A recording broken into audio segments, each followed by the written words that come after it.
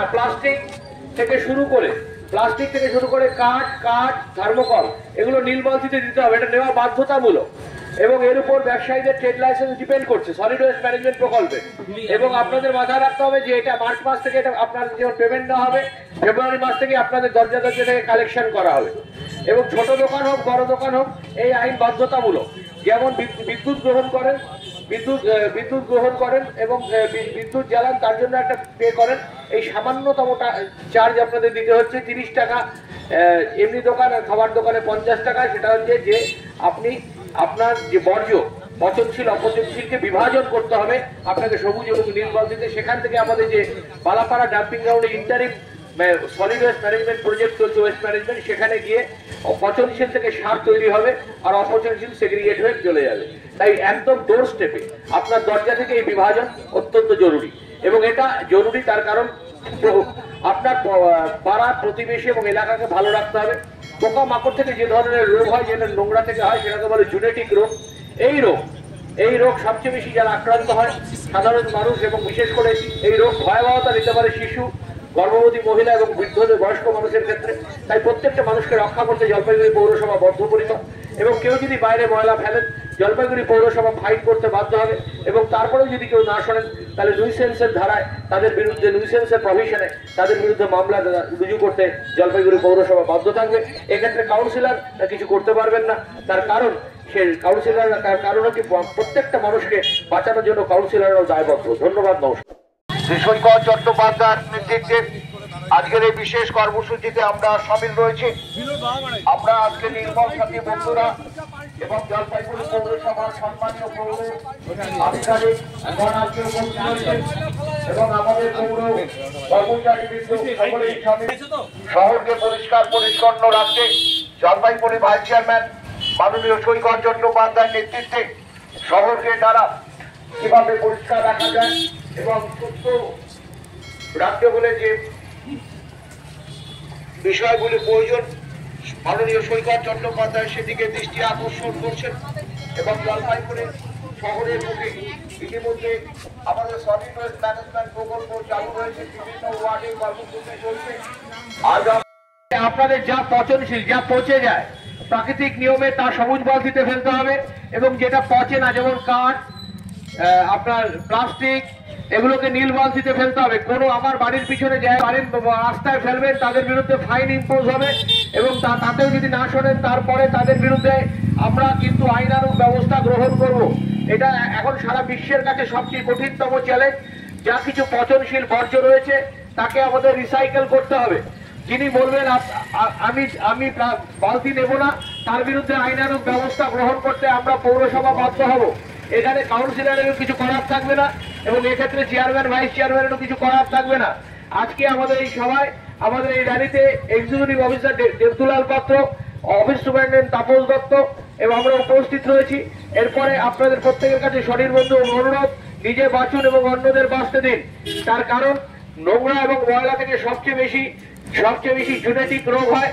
পোকা মাকড় থেকে যে রোগগুলো ছড়ায় এবং বিভিন্ন ধরনের রোগ এই নোংরা ময়লা থেকে ছড়ায়। এবং বয়স্ক মানুষ, শিশু, বাচ্চারা এবং গর্ভবতী মহিলারা সবচেয়ে বেশি আক্রান্ত হন।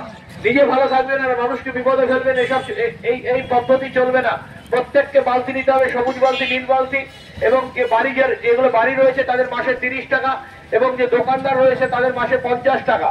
এবং তাদেরকে যেটা পচনশীল সেটা ভাগ করতে হবে, সবুজে দিতে হবে যেটা অপচনশীল। আবার যেটা বলছি, প্লাস্টিক, কাঠ, লোহা, কাঠ, এগুলো সব নীল বালতিতে দিতে হবে। টিস্যু পেপার যাবে হচ্ছে সবুজ বালতিতে, আর হচ্ছে বড় পিসবোর্ড যদি হয়, পিসবোর্ড সেটা যাবে নীল বালতিতে। আমরা স্টিকারও দিয়ে দেবো আবার নতুন করে। এবং এটা এখন থেকে বাধ্যতামূলক এবং ফেব্রুয়ারি মাস থেকে সবাইকে এই টাকা প্রদান করতে হবে। এবং একইভাবে বিভাজিত করে এই বর্জ্য, এই ময়লা বিভাজিত করে আপনাদের দিতে হবে। আমি তাই জন্য আপনাদের দরজায় এসেছি। সবাইকে উদ্যোগে মিশন নির্মল সাথী কর্মসূচি আমাদের চলছে। রয়েছে জলপাইগুড়ি সচেতনতার বার্তা পৌঁছে দিচ্ছে যে আপনারা সলিড ওয়েস্ট ম্যানেজমেন্ট প্রকল্প জলপাইগুড়ি পৌরসভার পক্ষ থেকে আমাদের নির্মল সাথী বন্ধুরা আপনাদের শুনতে। জলপাইগুড়ি পৌরসভার তরফ থেকে সলিড ওয়েস্ট ম্যানেজমেন্ট প্রকল্পে আমরা প্রত্যেকটা ছোট দোকান হোক বড় দোকান হোক তাদেরকে সবুজ বালতি এবং নীল বালতি দিয়েছি এবং যারা পাননি তাদের নিয়ম আপনাদেরকে মাথায় রাখতে হবে যে আপনাদের যা পচনশীল, যা পচে যায় প্রাকৃতিক নিয়মে তা, এবং যেটা পচে না যেমন কাঠ, আপনার প্লাস্টিক, এগুলোকে নীল বালতিতে ফেলতে হবে।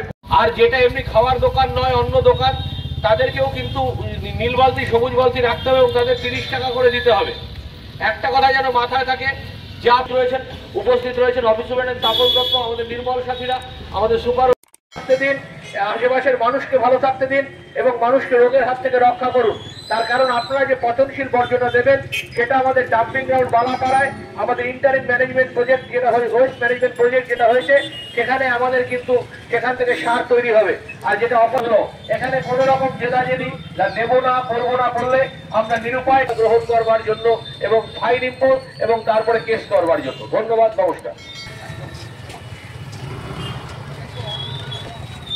যত্রতত্র আপনারা নীল বালতিতে নীলের নোংরা এবং সবুজ বালতিতে শুকনো নোংরা আপনারা বাড়ির সামনে নিয়ে বালতি দেওয়া থাকবে, আমাদের নীল বালতি সবুজ বালতি, ওখানে আপনারা নোংরা সবাই ফেলাবেন, বাড়ির বিভাজন ভাগ করে ফেলাবেন এবং বাড়ির বাইরে কিংবা বাড়ির পেছনে কোনো নোংরা ফেলাবেন না আপনারা।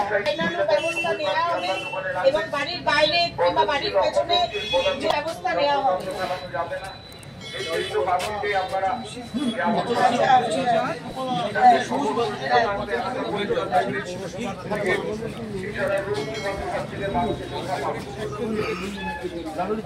জলপাইগুড়ি পৌরসভার পক্ষ থেকে আমি নির্মল সাথী আপনাদের নমস্কার জানাচ্ছি। আপনাদের বাড়ির দোকানের যত নোংরা বা আসবাবপত্র যেগুলো আছে সেগুলো আপনার শুকনো কার্ডবোর্ড নোংরা টোংরা এগুলো অংশ যা যা আছে ভেজা জিনিস সেগুলো ফেলাবেন, বাড়ির বাইরে কিংবা বাড়ির পেছনে নোংরা ফেলাবেন না, তাহলে পৌরসভার থেকে আইনানুগ ব্যবস্থা নেওয়া হবে। সলিড ওয়েস্ট ম্যানেজমেন্ট প্রকল্প এই মুহূর্তে পৃথিবীর সারা বিশ্বের কাছে অত্যন্ত গুরুত্বপূর্ণ বিষয়। তার কারণ হচ্ছে যে আপনার বাড়িতে বা দোকানে বা ইন্ডাস্ট্রিতে যে বর্জ্য তৈরি হচ্ছে সেই বর্জ্যকে রিসাইকেল করা এখন অত্যন্ত জরুরি। তার ফলে আজকে আমরা জলপাইগুড়ি, এর আগেও আমরা বিভিন্ন জায়গায় এই অ্যাওয়ারনেস করেছিলাম, র্যালি করেছিলাম। আজকে তার দ্বিতীয় ধাপের অ্যাওয়ারনেস র্যালি শুরু হচ্ছে 8 নম্বর ওয়ার্ড থেকে, যেখানে আমরা মানুষকে বলবো যে পচনশীল অপচনশীলকে আপনাকে ভাগ করে আপনাকে সবুজ বালতি এবং নীল বালতির মধ্যে আপনাকে ফেলতে হবে। এবং তার কারণ হচ্ছে যে পচনশীলটা গিয়ে আমাদের যেখানে ডাম্পিং গ্রাউন্ডে যাবে, সেখানে যে আমাদের ইন্টারিম প্রজেক্ট হচ্ছে সেখানে গিয়ে সেই পচনশীল থেকে কিন্তু সার তৈরি হবে এবং অপচনশীলগুলো সেগ্রিগেট হয়ে অন্য জায়গায় চলে যাবে। তা আপনাকে সেই সেগ্রিগেশনটা, বিভাজনটা ডোর স্টেপেই করতে হবে এবং এটা 100% করতে হবে। এই এখন যেটা হচ্ছে বিভিন্ন ওয়ার্ডে 60%, 65%, 70% হচ্ছে, সেটাকে 100% করার টার্গেট নিয়ে আজকে থেকে আমরা কর্মসূচি শুরু করলাম। মাঝখানে সরস্বতী পূজার 2-4 দিন বন্ধ থাকবে, তারপরে লাগাতার বিভিন্ন ওয়ার্ডে এই অ্যাওয়ারনেস ক্যাম্প নির্মল সাথীদের নিয়ে, সুপারভাইজারদের নিয়ে এবং ওয়ার্ডের সাধারণ মানুষকে নিয়ে আমরা করবো। আজকের এই কর্মসূচিতে আমার সাথে এক্সিকিউটিভ অফিসার, অফিস সুপারিনটেন্ডেন্ট সবাই এবং নির্মল সাথীরা এবং সুপারভাইজাররা উপস্থিত রয়েছে।